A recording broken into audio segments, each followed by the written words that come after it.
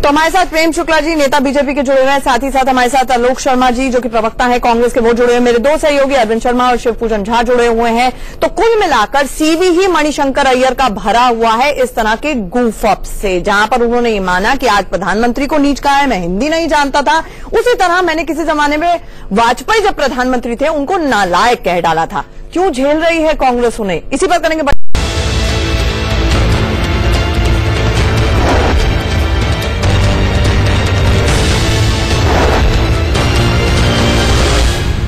Break के बाद एक बार फिर से महाबहस में आपका स्वागत है। और इस वक्त की बड़ी खबर आ रही है, मणिशंकर अय्यर ने प्रधानमंत्री को आज सुबह नीच कहा और उसके बाद अब अपने बयान के लिए माफी मांग ली है। उन्होंने ये कहा कि मैं हिंदी भाषी नहीं हूं, लिहाजा मैं अपने शब्दों के लिए माफी मांगता हूं। मैं नहीं समझ पाया कि नीच का मतलब, अगर गलत है तो मैं माफी मांगता हूं। और ये सब कुछ हुआ राहुल गांधी की फटकार के बाद। राहुल गांधी ने बाकायदा ट्वीट करके कहा कि मणिशंकर अय्यर को माफी मांगनी चाहिए।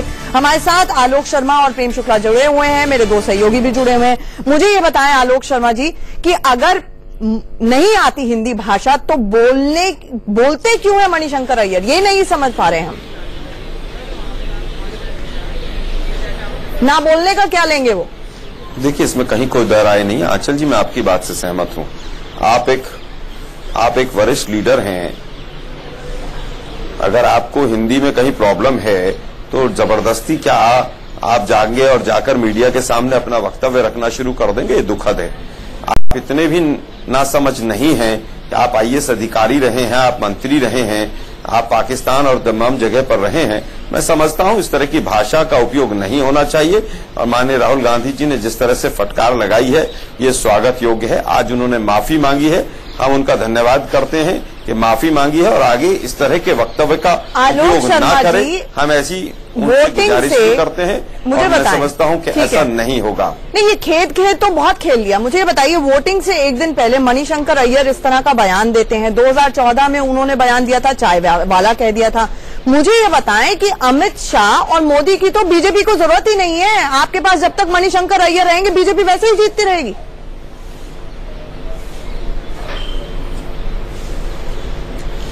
देखिए, केवल वक्तव्यों के ऊपर चुनाव नहीं होते हैं, लेकिन वक्तव्य नहीं दिए जाने चाहिए, ये भी सही है। आज अगर गुजरात में चुनाव हो रहा है तो गुजरात के वहां पर मुद्दे हैं। वहां पर जिस तरह के माननीय राहुल गांधी उन्होंने चाय वाला बुलाया तो चाय पर चर्चा शुरू कर दी बीजेपी ने। जो बार बार कह रही है आज नीच कहा तो प्रधानमंत्री ने कहा कि मेरे कर्म नीच नहीं है, मैं निचली जाति का हूँ, मेरे कर्म बहुत ऊंचे हैं। गुजराती अस्मिता पर लाने के लिए, मुगलई फरमान इसको बनाने के लिए और इस तरह के वक्तव्य पर गुजराती अस्मिता को ठेस पहुंचाने के लिए प्रधानमंत्री मोदी ने कहा कि गुजरात का अपमान है, गुजरात के बेटे को अब जिताएगी गुजरात की जनता। तो आप कह रहे हैं कि वक्तव्यों पर चुनाव नहीं जीते जाते। एक चाय वाला शब्द 2014 में कांग्रेस को इतना भारी पड़ा, मणिशंकर अय्यर फिर बाहर आ गए। आप मुझे केवल ये बता दीजिए, नहीं ऐसा नहीं कि केवल चाय, नहीं आंचल जी केवल चाय वाला शब्द की वजह से जीत नहीं हुई थी।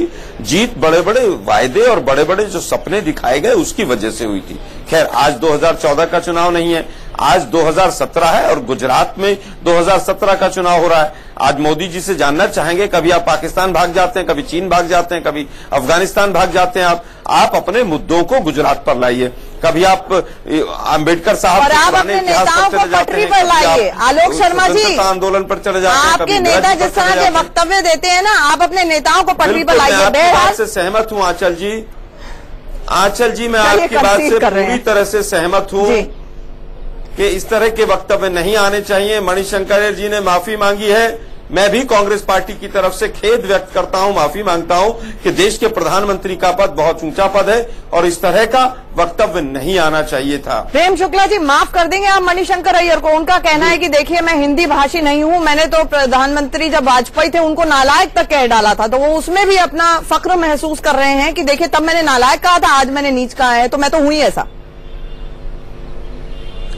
नहीं, दरअसल देखिए, कांग्रेस एक चुनाव का समय है, 48 घंटे बाद मतदान होना है, इसलिए थोड़ी सी लीपापोती कर रही है। वरना आपको ध्यान होगा 2014 के लोकसभा चुनाव के समय श्री राहुल गांधी के बहन श्रीमती प्रियंका वाड्रा ने भी आदरणीय नरेंद्र मोदी जी के लिए नीच शब्द का प्रयोग किया था और उसके लिए आज तक क्षमा नहीं मांगी गई है। नहीं, उन्होंने नीच राजनीति कहा था। सौदागर शब्द का प्रयोग उन्होंने नीच राजनीति कहा था, जिस पर आप खेल गए थे, जिस पर आपने राजनीति शुरू कर दी थी। बार बार जो है तो नीच कह बार बार नीच जैसे शब्दों का प्रयोग करके, बार बार नीच जैसे शब्दों का प्रयोग। देखिए, गुजरात के लोगों को अपमानित करना ये गांधी वंश की परंपरा रही है। कहीं कोई दो राय सरदार पटेल का अपमान किया गया। माननीय मोदी जी ने प्रधानमंत्री पद की गरिमा को बहुत गिराया। मोदी जी का जिस अपमान तरह किया की गया। शब्दावली का इस्तेमाल देखिए देश के प्रधानमंत्री ने किया है पिछले वर्षों में, और पीछे पीछे तमाम गुजरात का अपमान किया है। ये बहुत दुखद सरदार पटेल का अपमान, गांधी फैमिली को हिट करने के लिए गुजरात का अपमान कांग्रेस की परंपरा है।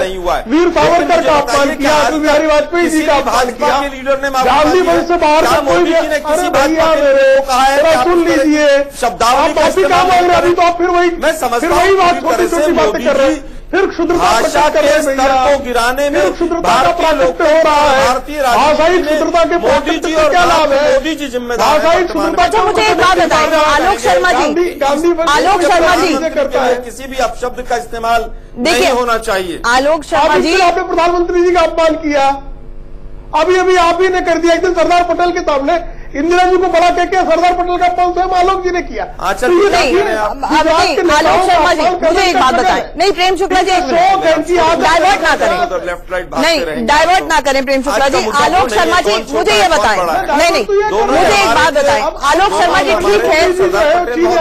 ठीक है, एक मिनट आलोक शर्मा जी भाग गए। अरे ऐसी बातें, एक मिनट प्रेम शुक्ला जी, एक मिनट। सेल्फ गोल कांग्रेस कर रही है, करने दीजिए। और अरे भाई, पाकिस्तान में केक खा के आने वाले प्रधानमंत्री ISI यहाँ पर पठानकोट में आकर जांच करती है। आप हमेशा जो है पाकिस्तान और चीन पर चुनाव क्यों लड़ते हैं? गुजरात पर चुनाव बढ़ गया, गुजरात के मुद्दे पाकिस्तान के सामने 2 मिनट नई पगड़ी बांध कर आलोक शर्मा जी, अच्छा मुझे ये बताएं, क्या उसी में गुजरात बढ़ गया? आलोक जी, अरे भाई, देश के प्रधानमंत्री, बीजेपी के प्रधानमंत्री नहीं है। शांति शांति दुर्भाग्यपूर्ण है। चीखिए मत, चिल्लाइए मत। आप 2-4 मोदी जी का अपमान करिए, गुजरात की जनता बताएगी। कभी कहते हैं मोदी जी का अपमान करिए, आप जनता जवाब देगी। जो सवाल पूछे आलोक शर्मा जी, जनता देखिए एक मिनट प्रेम शुक्ला जी, एक मिनट, मुझे मेरे सहयोगियों के पास भी जाना है ग्राउंड रिपोर्ट के लिए। एक मिनट, ऐसे कोई सुन नहीं पाएगा आप क्या कह रहे हैं। प्रदेश अध्यक्ष ने क्या कहा? आप दोनों के दोनों इकट्ठे बोलेंगे, कोई सुन नहीं पाएगा। Alok Sharma ji, Alok Sharma ji please walk the talk.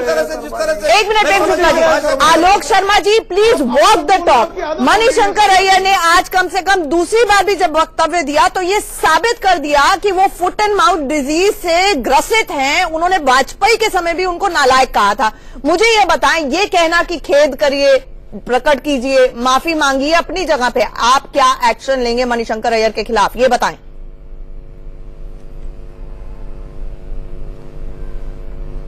देखिए, मैं समझता हूं बिल्कुल हाईकमान को इसको सीरियसली लेना चाहिए।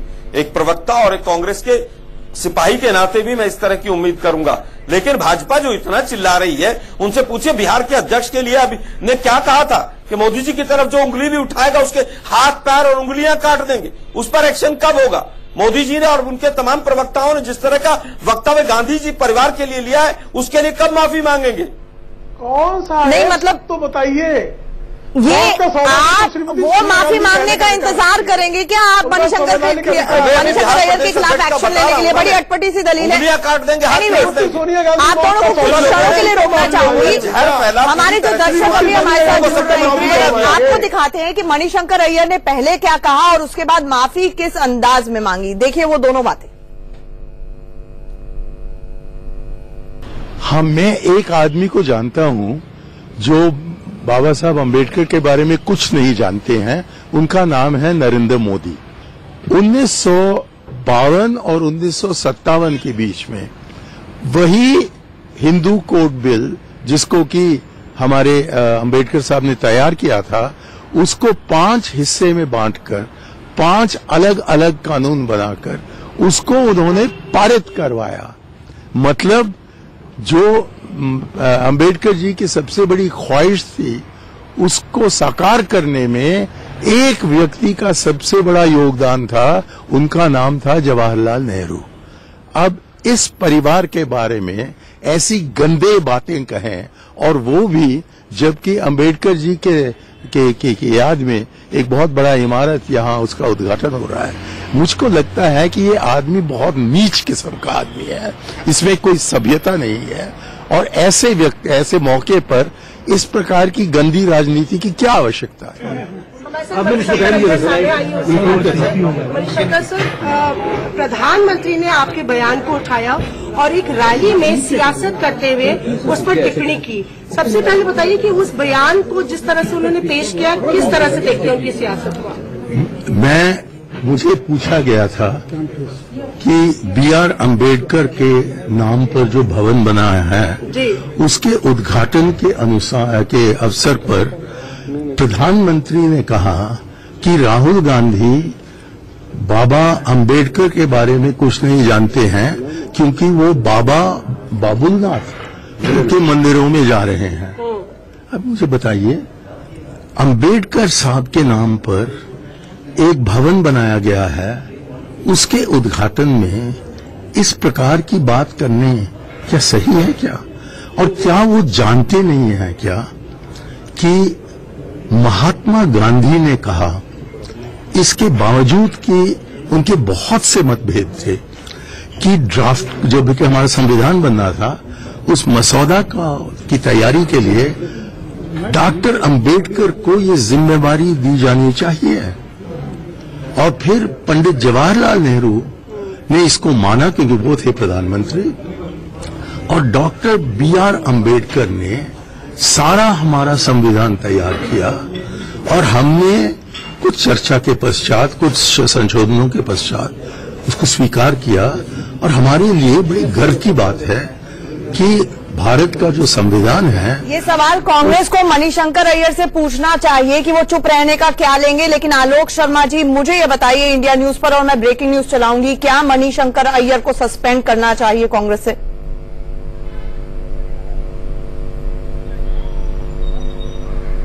देखिए, मैं समझता हूं मेरे प्रीव्यू में नहीं है किसको सस्पेंड करना है किसको नहीं करना है, लेकिन मैं साफ गोई से कहना चाहूंगा कि इस तरह के जो लोग वक्तव्य दे रहे हैं उन पर कंट्रोल किया जाना चाहिए। और मुझे उम्मीद है कि जिस तरह माननीय राहुल गांधी जी का ट्वीट आया है, हाईकमान इसको बहुत सीरियस बेचारे राहुल गांधी ट्वीट पर ट्वीट कर रहे हैं, सवाल पर सवाल पूछ रहे हैं, उसे इतनी पब्लिसिटी नहीं मिली जितनी मणिशंकर अय्यर के सेल्फ गोल को मिल गई। सुन लीजिए ना आप, सुनिए।